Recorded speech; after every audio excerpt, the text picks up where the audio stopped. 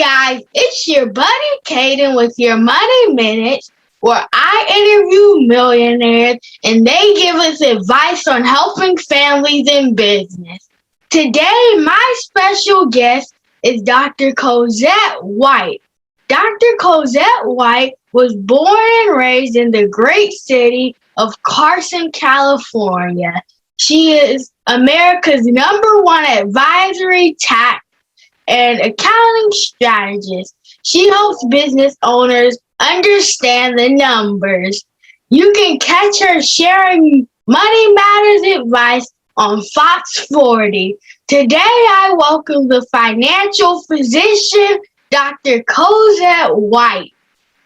Well, thank you so much, Mr. Caden. Again, I am super excited to be here. I appreciate you just taking time away from your schedule. I know that you are busy. You are a student, and there's so many other things that you do with your peers as well as with your family. So again, thank you so much for inviting me to your show. I'm so honored and excited to have you here today.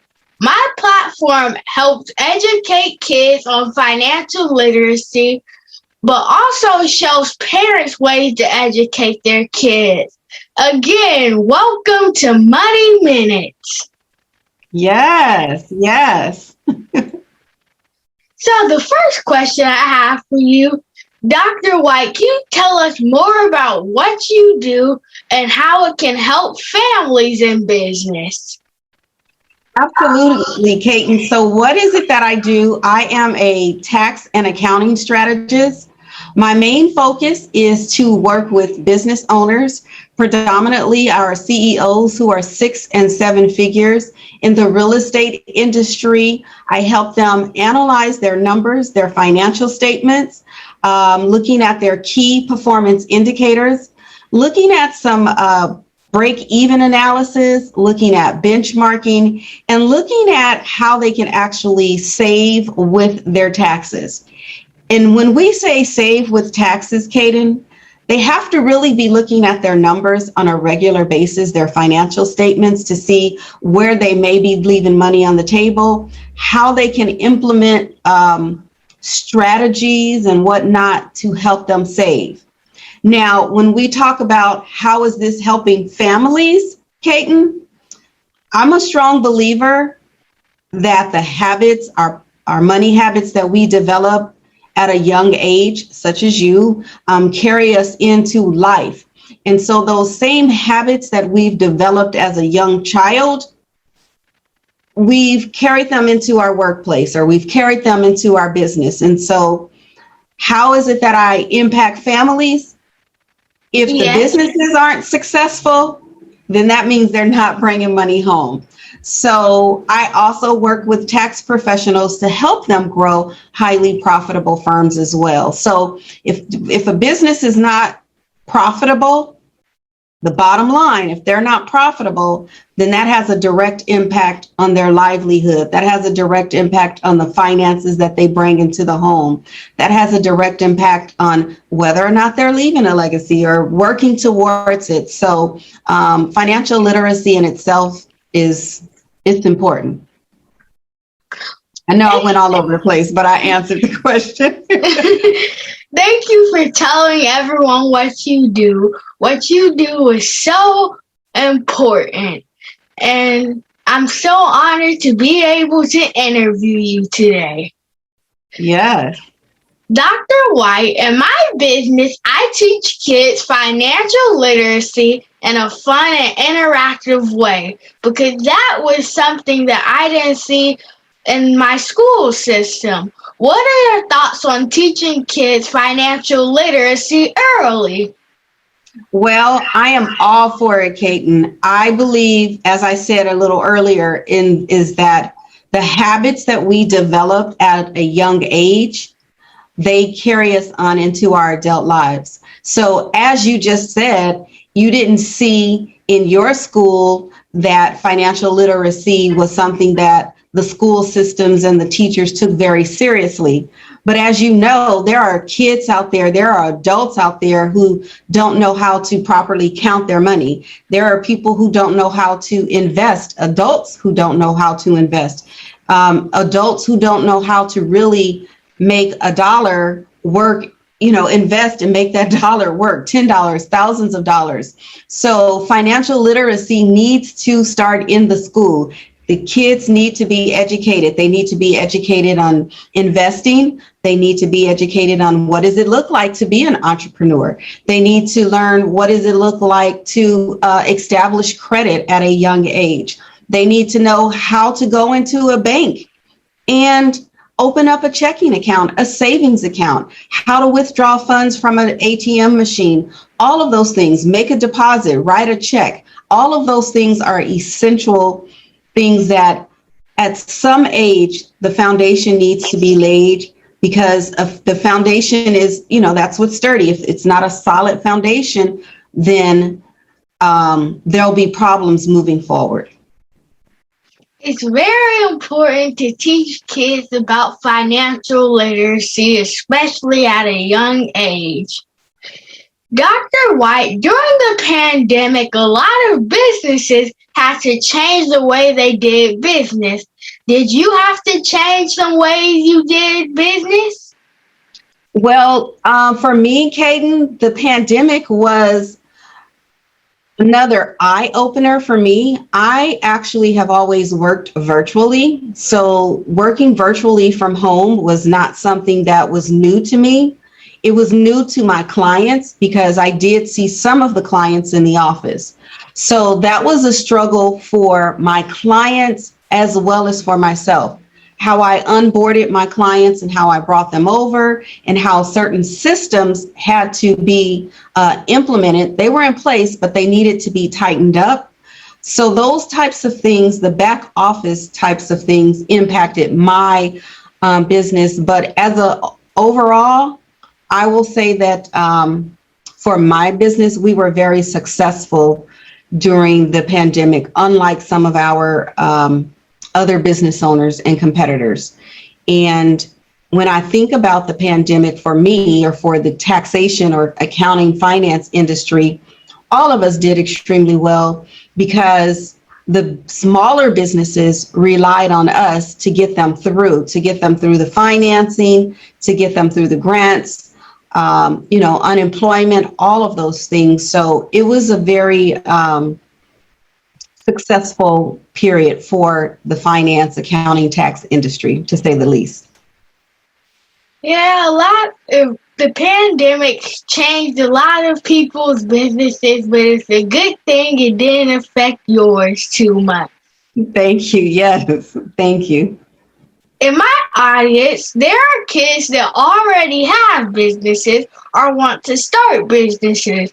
Many parents are afraid of how the tax system works dealing with kids. Can you give some parents some advice on that?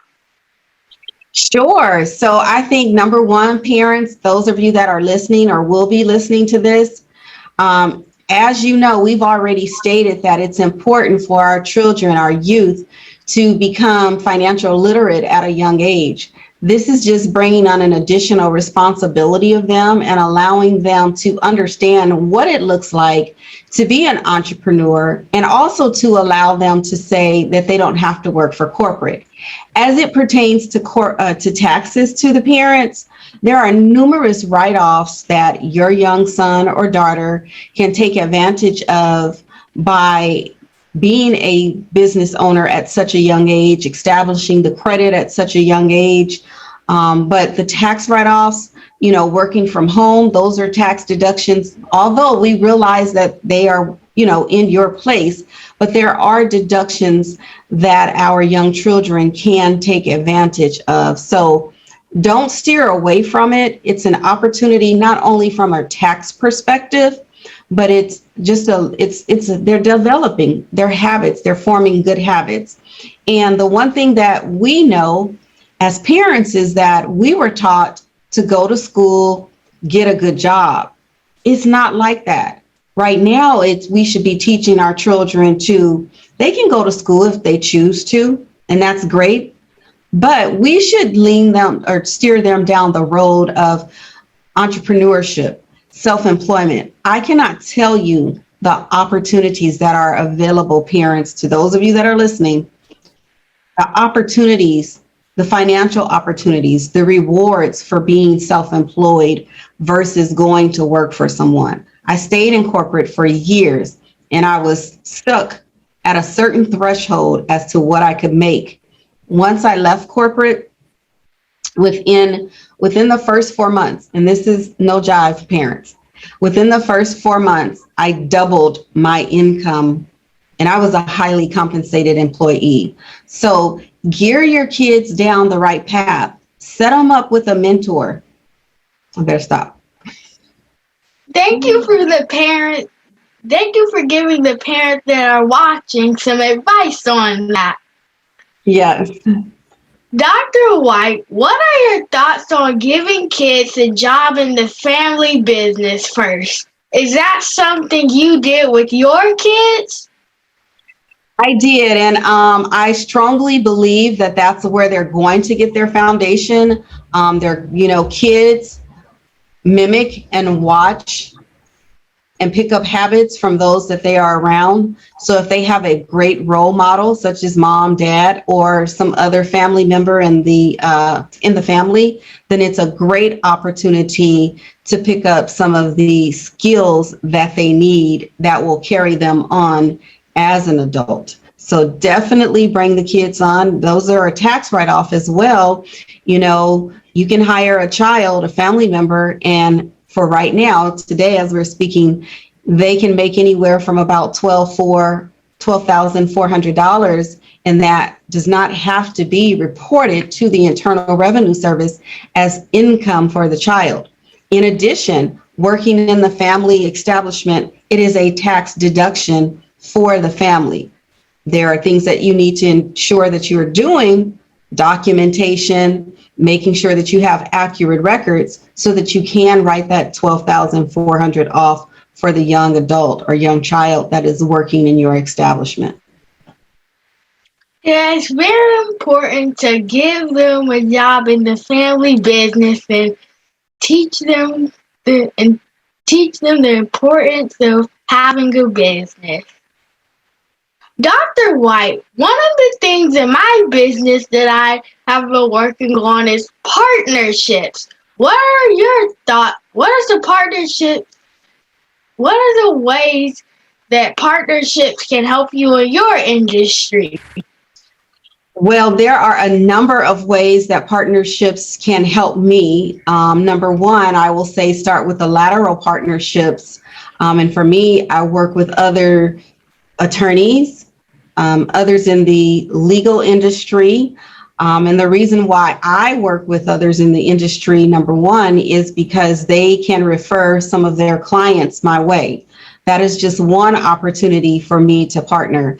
I also partner with financial institutions for various reasons, because I can refer my clients to them for funding or for whatever financial reason they may need. There's a lot of different reasons why I believe that partnership is important. For me, Caden, I not only, network, collaboration, and connection are vital. Our network is truly our net worth. I can go on to give you stories about how partnerships, networking has allowed me a foot in the door to some establishments. Had I not been partnering or had I not been networking, those opportunities may not have come as easy to me. But partnering with other businesses, other individuals, it's a great opportunity for growth. Partnerships are very important, and it can help you grow your business and get more customers. Most definitely. Dr. White, you have a program that teaches tax professionals how to develop $1 million tax business. What made you decide to take all the information and experience you had and share it with others? Well, that's a really great question. And the truth of the matter is, Caden, is I've been in business for 20 years. And over those years, I've had individuals come to me year over year over year asking me if I could teach them how to do taxes. And so I got to a point where I thought, at some point, I'm going to retire. So why not reach back and help others advance um, and prevent some of the stumbling blocks, the roadblocks that I've encountered in this industry of tax and accounting. Um, that was really the main reason. I truly have a passion for what it is that I do.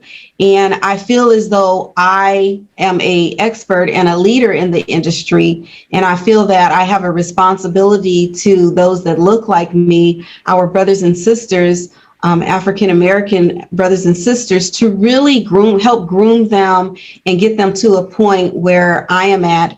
And that's my whole mission, I'm passionate about that. And they need mentors. Let's put it like that. They need mentors and they need partnerships once they get to a point where they are ready to really scale. They need that. So that was my desire. That was my mission.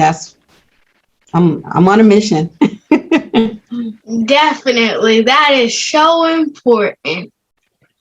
I often hear some people say that money isn't everything. What I found is that it takes money to do everything, to eat, survive, to even do charitable things. What are your thoughts on that comment that money isn't everything? Well, it depends on where we are. So let's put it like this. Money isn't everything, but we do, just as you just said, it takes money to do everything we want to do in life, whether that's travel, whether that's invest, whether that's build the legacy, it takes money. So it's not everything, but it is a tool that we need. And if we work it right, we can play around with a lot of tools. Let's put it like that, Caden. Yeah, money isn't everything, but it does take money to do a lot of things. Yes, to do everything. Dr. White, what does wealth mean to you? Wow, that's a really great question. And that's a question that I've asked a number of people. But to me, wealth is different for everyone. Wealth for me is positioning myself so that when I hang up my towel and say I'm done here with helping others, helping other tax professionals, helping other business owners, when I'm done, I'm able to hang up and continuously live the lifestyle that I've grown accustomed to. Being able to leave a legacy for my children, their children, which were my great grandchildren, and generations to come. So building wealth is just not for today, it's just not while I'm here, it's for generations to come.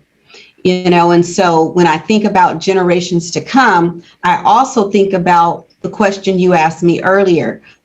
Should money be taught? Should financial literacy be taught in school?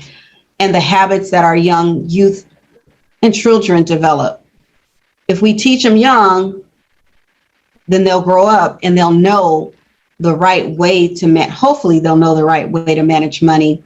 But when I think about wealth, it's about what am I leaving for my legacies? What am I leaving for the next generation? That is what to me wealth means. It's not about how much money I have in the bank. It's how much will I be able to leave for the next ones that's coming behind. And, tangible and intangible assets as well. So. Thank you for giving me your answer on what wealth means to you, because I know people have different responses to that question.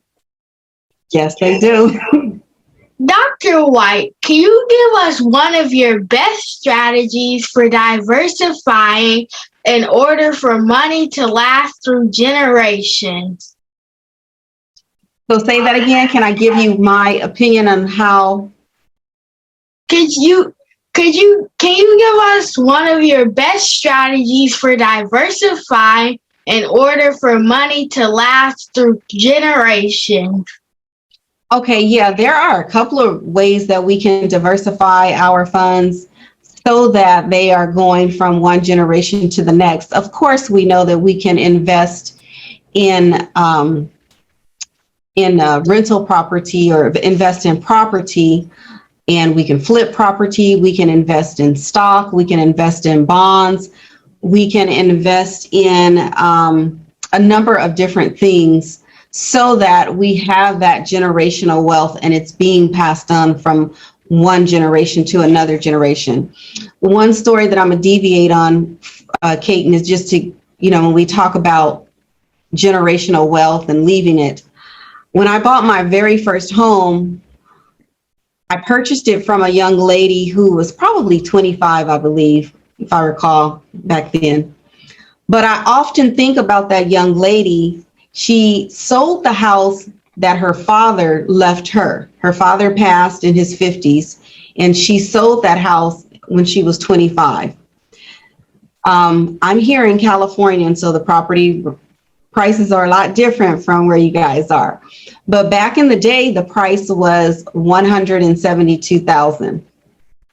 Had this young lady had hold on to the home, the house right now is valued over $1 million. So when we think about holding on to an asset and leaving it in the family and a legacy and generational wealth, had that young lady held onto the property, look at how much the home would have appreciated. Look at the value of that home now versus 20 something plus years ago. She sold it at 172 and it's valued at over $1 million. So that's kind of an example of the question that you just asked in context of what we're having our discussion on today. Great example, I think. Thank you for giving us your best strategies on diversifying in order for money to last through generations. Yes. Dr. White, when did you know that you wanted to be an entrepreneur, and what was your first business? Wow, Caden. When did I know that I wanted to be an entrepreneur? For me, I took a course in taxation when I was in college. And when I got my very first W-2, I took that home to my grandmother and I asked her if she would help me do my taxes. She at that point set me down and said, baby, we're going to do this return together. And it was that moment that I knew I wanted to do taxes. But the moment that I knew that I wanted to become an entrepreneur is when I continuously kept getting up and going to work and working for someone else. And when I realized I had truly bumped my head against the glass ceiling and I knew that the rate of pay that the job was paying me was not going to pay me what I was worth. That's when the reality kicked in. When I actually did something about it, that's a whole nother story. But I knew that I wanted to work for myself. And I knew that going to work and helping another corporation, manage their financial affairs, I knew that there was people or small businesses, entrepreneurs, men and women looking just like me that needed help because they were drowning in not taking care of their financials.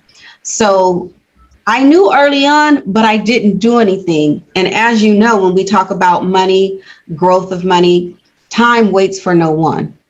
When we think about investing, compound interest, etc., it's the same concept. Time waits for no one. I just wish I had done it earlier, jumped into entrepreneurship. So, yeah. Yeah, I think that I would want to stay an entrepreneur. And what was your first business? Wow. Okay, my first business was wow. Okay, I was going to say one thing. My first business, I jumped into Princess House. That was my very first business. And that was direct sales. And then my next business after that was a gift basket business. And so I knew that I did not want to do that. And hear me clearly, though, throughout all this time, I think I still had the side business of doing taxes, but I was just dibbling and dabbling. It was a hobby at the time. I never took it serious. And so when I finally took it serious, which was 2001, September 2001, is when I officially became a business owner. All things changed. So it was the gift basket in Princess House, direct sales. That's cool. What is the biggest misconception people have about you? Oh, wow. Well, let's put it like this. And I was told this just the other day. People think, well, they don't have this misconception. I know I'm a very direct person, Kate, but people think I'm quiet. Those that don't know me, they think that I'm actually quiet until I open my mouth and they really sit down and have a conversation with me. And that's probably because I carry myself on the reserve side.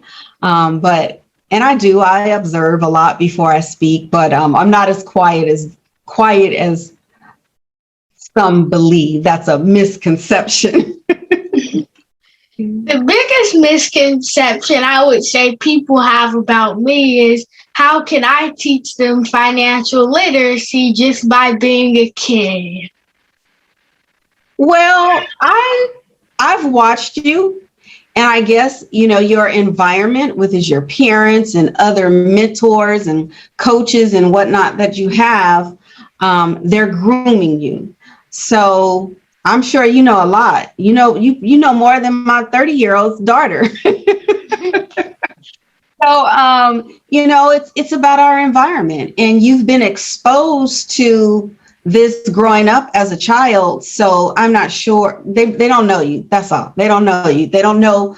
They haven't looked you up. They haven't studied you enough to really understand that you are a very knowledgeable young man, and you are still growing, and you still have a lot to grow, a lot to learn. And but I applaud you for where you've come thus far as an 11-year-old African-American young man. Thank you so much. Yes. Dr. White, this is my final question. It doesn't have anything to do with business, but I like to ask everyone this question. What is your guilty pleasure? Oh, wow. My guilty pleasure is probably shopping and vacationing. And it's probably shopping, staying in home goods. I would say my guilty pleasure will probably be buying a lot of action figures. Okay. Well, if we want to be very detailed, it's probably buying the purses when I shop. Not the shoes. I'm not a shoe fanatic, but it would be the purses. Dr.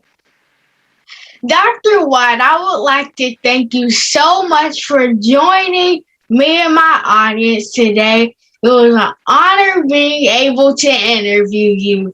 Do you have any final words for the audience? I would just say you all, as you continue to follow this young man, remember to always pay yourself first. Let's support our youth. As you heard me say, I applaud Caden for taking on this huge responsibility and just giving back to the community and giving back to his peers and teaching them what does it look like to be financially responsible.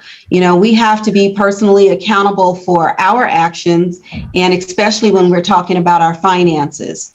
Another thing that I'll say is pick up some books, learn about financial literacy. Don't be bashful about it. Have open dialogue, because when you have that open dialogue, you learn a lot more.